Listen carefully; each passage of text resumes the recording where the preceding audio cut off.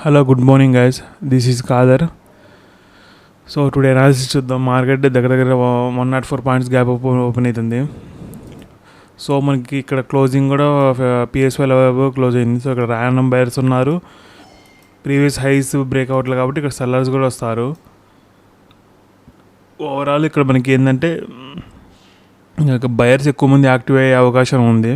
మళ్ళీ gap open అవుతుంది, so buyers ఎక్కువ మంది వస్తారు. ఒక సెల్లింగ్ ఫైండ్ అవుట్ చేద్దాం.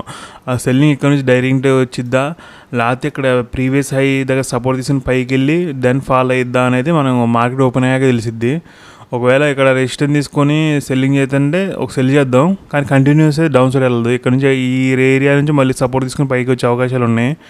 ఎందుకంటే చూడండి, రెసిస్టెన్స్ తీసుకొని క్లోజింగ్ ప్రైస్ PSY బ్రేక్ అయితే మిగతా వాళ్ళు కూడా సెల్లింగ్ చేస్తారు. అలాంటప్పుడు మళ్ళీ అగైన్ పైకి వచ్చింది, ఆ పైకి వచ్చేది కంటిన్యూ పైకి వెళ్ళిద్దా డౌన్ సైడ్ వచ్చిద్దా అనేది మనం చెప్పలేము. అది సో అది వెయిట్ చేయడాన్ని బట్టి మార్కెట్ క్యాండిల్స్ బట్టి డిసైడ్ అయ్యి చేయొచ్చు. ఒక ఫాల్ అయితే మనకి దొరికిద్ది, డౌన్ సైడ్కి ఒక ఫాల్, అప్ సైడ్ కూడా ట్రేడ్ తీసుకోవచ్చు మనం.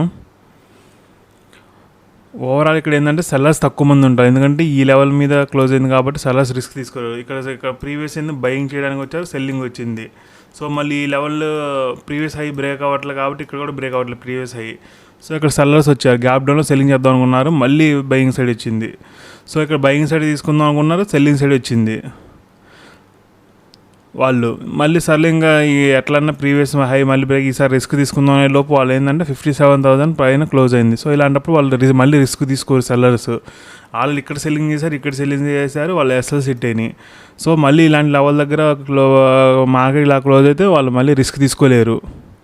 సో వాళ్ళు బయింగ్ సైడే రిస్క్ తీసుకుంటారు. ఒకవేళ తీసుకున్నాక ఇలాంటి గ్యాప్ అప్పుడు వాళ్ళు ఎగ్జిట్ అవుతారు సెల్లర్స్. సో అప్ సైడ్ ఏమి ఎస్ఎల్స్ లేవు, మనకి డౌన్ సైడే బయర్స్ ఎస్ఎల్స్ ఉంటాయి. సో మ్యాక్స్ బయర్స్ని టార్గెట్ చేద్దాం మనం. సో మార్కెట్ ఓపెన్ అయ్యాక అప్డేట్. ఇప్పుడు ఒక సెల్ సైడ్ ట్రేడ్ తీసుకున్నా అండి. సో ఇవాళ కొంచెం ఇమీడియట్లీ తీసుకోవాల్సి వచ్చింది. మనకి ఏంటంటే చూసుకోండి, ఇక్కడ మనకి క్లోజింగ్ ప్రైస్ సపోర్ట్ తీసుకుంటుంది, హై సపోర్ట్ తీసుకుంటుంది. ఇక్కడ ఆల్రెడీ ఇక్కడ బయర్స్ ఉన్నారు, మళ్ళీ అగైన్ వాళ్ళు ఏంది రెడ్ క్యాండిల్ ఫామ్ అయినా వాళ్ళు బయింగ్ సైడే చూస్తున్నారు. ఒక ఫాల్ అయితే రావాలి, ఇది బ్రేక్ అవ్వకూడదు, ఈ బ్రేక్ అవ్వకుండా రావాలి. ఈలో మనం ట్రేడ్ తీసుకున్నాం కాబట్టి నడుస్తుంది, లాస్లో నడుస్తుంది. ఒక రెడ్ క్యాండిల్ రావాలి, ఇక్కడ పడాలి. సో మనం ముందే ఒక ట్రేడ్ తీసుకున్నాం, సో నో ప్రాబ్లం, రావాలి ఇప్పుడే సెల్లింగ్లో రావాలి. ఇక్కడ నుంచి సెల్లింగ్ ఫాలో అవ్వాలి. క్లోజింగ్ ప్రైస్ ఈ PSY బ్రేక్ అయితే ఎగ్జిట్ అవుదాం మనం.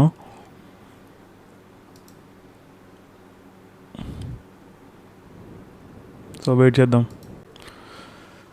హలో గైస్, మనకి ఇప్పుడే అప్డేట్ తీసుకోండి. ఇక్కడ మనకి ఎగ్జాక్ట్లీ మనకి చూడండి, ఇక్కడ క్లోజింగ్ ప్రైస్ లైట్గా బ్రేక్ అయ్యి మనకి ఇంకా సపోర్ట్ అనుకోండి, క్లోజింగ్ ప్రైస్ సపోర్ట్ తీసుకుని PSY లెవెల్స్ తీసుకుని మార్కెట్ పైకి వెళ్ళదు.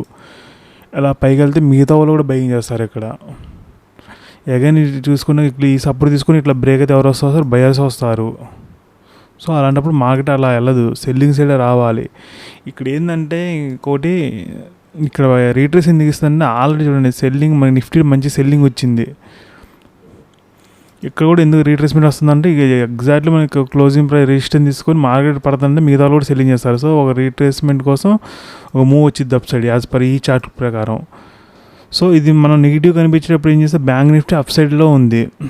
సో సెల్లర్స్ ఇది నిఫ్టీని సెల్ చేయకుండా బ్యాంక్ నిఫ్టీలోకి వచ్చి సెల్ చేస్తారు. అలాంటప్పుడు వాళ్ళ పొజిషన్స్ డౌన్ సైడ్ తిరుగుతూ ఉంటాయి. మనకి మార్కెట్ పడాలి. ఇక్కడ ఏంటంటే ఇప్పుడు ఆల్మోస్ట్ ఎస్ఎస్ డౌన్ సైడ్ లేవు, ఇప్పుడు ఎస్ఎస్ క్రియేట్ చేస్తుంది మార్కెట్, అందులో సెల్లర్స్ ఎక్కువ అయ్యారు ఇక్కడ. సో ఒక రీట్రేస్మెంట్ అనేది వస్తుంది. ఎక్కడి వరకు వచ్చిద్దా, కంటిన్యూ వెళ్ళిద్దా అనేది కూడా చెప్పలేము మనం.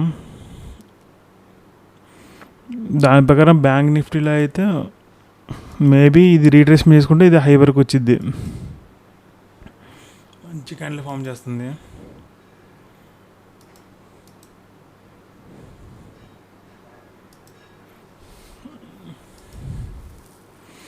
మంది ట్రేడ్ బ్రేక్ ఈవెన్ దగ్గరకు వచ్చింది మళ్ళీ ఈ మూవ్లో.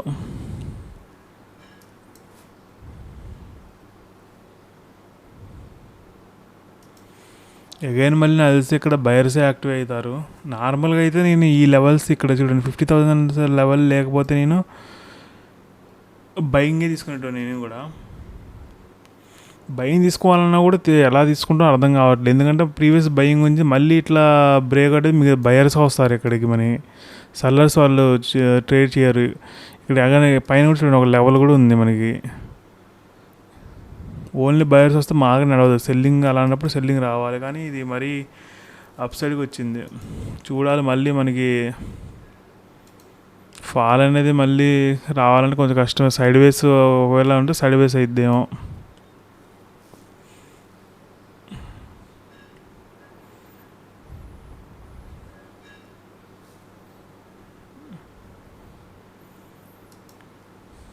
నిఫ్టీలో కూడా రిట్రేస్మెంట్ ఎక్కడ వరకు వచ్చింది కూడా తెలియదు మనకి. ఇది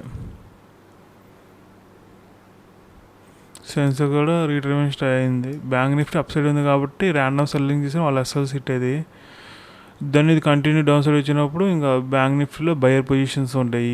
మళ్ళీ సపోర్ట్ చేసిన పైగా వస్తుందని బయింగ్ సైడ్ చేస్తుంటారు వాళ్ళు. ఎస్ఎల్స్ డౌన్ సైడ్ తిరుగుతాయి మనకి. చేసేది ఏముంది, వెయిట్ చేయడం తప్ప. మనం లాస్ అనేది తీసుకోవాలి లేదా ప్రాఫిట్ అనేది తీసుకోవాలి. మనం సెల్లింగ్ తీసుకున్నాం యాజ్ పర్ మన అనాలిసిస్. ఇవేంటంటే మనకి ఈ సపోర్ట్ చేయట్లేదు, ఇది ఆల్రెడీ నెగిటివ్ అయ్యి వెళ్తున్నాయి.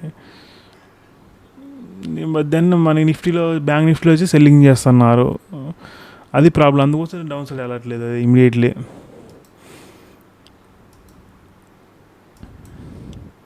సో వెయిట్ చేద్దాం. ఉంటారంటే అందరూ నిఫ్టీ నెగిటివ్లో ఉంది, ఇది 50,000 బ్రేక్ అయిద్ది అని అందరూ కూర్చొని ఉంటారు. ఇది బ్రేక్ అవ్వట్లేదు, ఇక్కడికి ఎగ్జాక్ట్ సపోర్ట్ తీసుకుని పైకి వెళ్ళిద్ది ఇప్పుడు. అందుకోసం బయింగ్ సైడ్ రేట్ తీసుకున్నాం మళ్ళీ.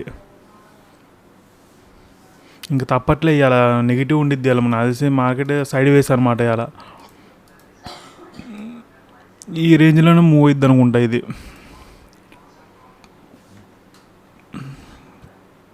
సో కంటిన్యూస్ క్యాండిల్స్ వస్తున్నాయని ఇక్కడ బయింగ్ సైడ్ ట్రేడ్ తీసుకున్నా. ఒకవేళ ఈ లో బ్రేక్ అయితే ఎగ్జిట్ అయిపోతాం. ఇంకా ఇవాళ లాస్ మనకి ఎక్కువ లాస్ అయితే తీసుకోవాలి, ఒక 500, 1000 అంతే ఇవాళ మన రిస్క్. ఎందుకంటే మార్కెట్ సైడ్ వేస్ ఉంది, మనం అనుకున్న సైడ్ మూవ్ అవ్వట్లేదు. ఒకవేళ సెల్లింగ్ సైడ్ రావాల్సింది ఇక్కడ వరకు వచ్చింది, మళ్ళీ సపోర్ట్ తీసుకుంది, మళ్ళీ ఇక్కడ వరకు వచ్చింది, మళ్ళీ ఇక్కడ సపోర్ట్ తీసుకుంది, మళ్ళీ వచ్చింది, మళ్ళీ సపోర్ట్ తీసుకుంది. ఇన్నిసార్లు సపోర్ట్ తీసుకోదు. సపోర్ట్ తీసుకుందంటే మిగతా వాళ్ళు నిఫ్టీ నెగిటివ్ ఉంది కాబట్టి బ్యాంక్ నిఫ్టీలో వచ్చి వాళ్ళు పొజిషన్ తీసుకుంటుంటారు. ఇది ఇంకా క్లోజింగ్ ప్రైస్ హోల్డ్ చేస్తుంది, బ్రేక్ అయిద్ది అని. దాన్ని అది మార్కెట్ బ్రేక్ అవ్వదు, ఇది అప్ సైడ్ వస్తూనే ఉండిద్ది. ఆల్రెడీ ఒకటి నెగిటివ్ అయిపోయి కూర్చుంది. సో ఇక్కడ బయింగ్ ఈజ్ బెస్ట్ అనిపిస్తుంది.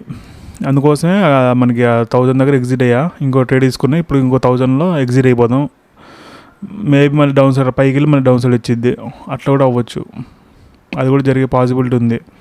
సో ఇటు ఒక 1000 అటు ఒక 1000 తీసుకుని ఎగ్జిట్ అయితే అయిపోద్ది మన ట్రేడ్. రెండు వైపులు 2 ట్రేడ్ తీసుకున్నట్టు ఉండిద్ది. ఎందుకంటే అట్లా ఉంది మూమెంట్. రాలేదు ఇక్కడ, మూమెంట్ రాలేదు. మళ్ళీ ఇక్కడికి వచ్చి మళ్ళీ ఎక్స్పెక్ట్ చేయలేను మళ్ళీ ఇది బ్రేక్ అయిద్దని.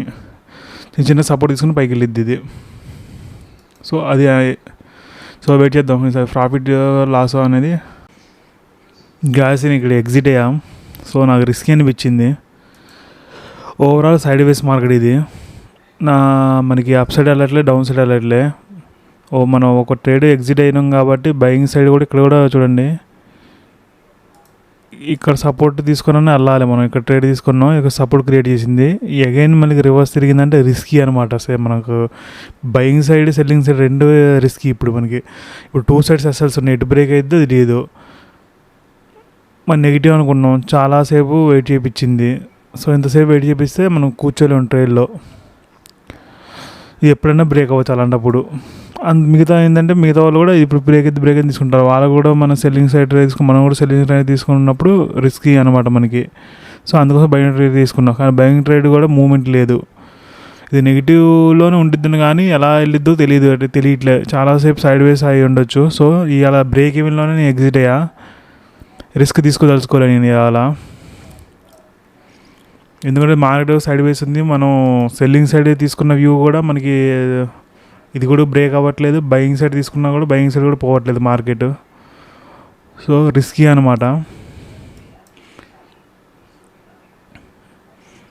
యాజ్ పర్ చార్ట్ అయితే అసలు ఇది నెగిటివ్నే రాలే, కానీ ఇట్లా నెగిటివ్ వస్తే మన వల్ల కాదు, మనం కూర్చోలేము. ఎందుకంటే ఏ క్షణంలో రివర్స్ అయితే కూడా తెలియదు మనకి. ఇప్పుడు ఇక్కడ మళ్ళీ రివర్స్ కంటిన్యూ చూపిస్తుంది. ఇంతకుముందు ఏంది పైకి వెళ్ళేటట్టు చూపించింది. సో ఇక్కడ మనం యాజ్ ప్రకారం లాస్ అండ్ టార్గెట్ అకార్డింగ్గా మనం ఎగ్జిట్ అవ్వాలి. సో తప్పలే నాకు ఇక్కడ. ఇంతసేపు మనకు సపోర్ట్ తీసుకోకూడదు. తీసుకుంటే ఈ మూవ్లు చూసారా వెళ్ళిపోవాలి, ఒక్కోసారి వెళ్ళిపోద్ది మూమెంట్. ఓవరాల్ అంతే. మనకి ఓవరాల్ ఏం చేసినాం, 57,000 లెవెల్ బయర్స్ ఉన్నారని ఎక్స్పెక్ట్ చేసుకున్నాం. గ్యాప్ అప్ అయితే మనకి సెల్లింగ్ మూమెంట్లో సెల్ చేసినాం. ఇమీడియట్లీ ఇది లెవెల్ బ్రేక్ అయిద్దని. సో మార్కెట్ మొత్తం సైడ్ వేస్ అయింది. బయింగ్ సైడ్ వెళ్ళట్లేదు, సెల్లింగ్ సైడ్ వెళ్ళట్లేదు. బ్రేక్ ఈవెన్లో ఎగ్జిట్ అయ్యి ఆల్రెడీ మనకి 10:30 అవుతుంది. మార్కెట్ కంటిన్యూ నెగిటివ్ కూడా అయింది. మొత్తం 10:30 నుంచి 11 నుంచి నెగిటివ్ అయ్యే ఛాన్సెస్ కూడా ఉంది. సో మనం తీసుకుంది బయింగ్ సైడ్ కాబట్టి ప్రీమియమ్స్ రిస్కీ అనమాట. బయింగ్ సైడ్ ఉన్నప్పుడు సైడ్ వేస్ ఉంటే లాస్ అయ్యే అవకాశాలు ఎక్కువ ఉంటాయి ఓసారి. సో అందుకోసం ఎగ్జిట్ అయ్యా బ్రేక్ ఈవెన్లో. రేపు కలుద్దాం.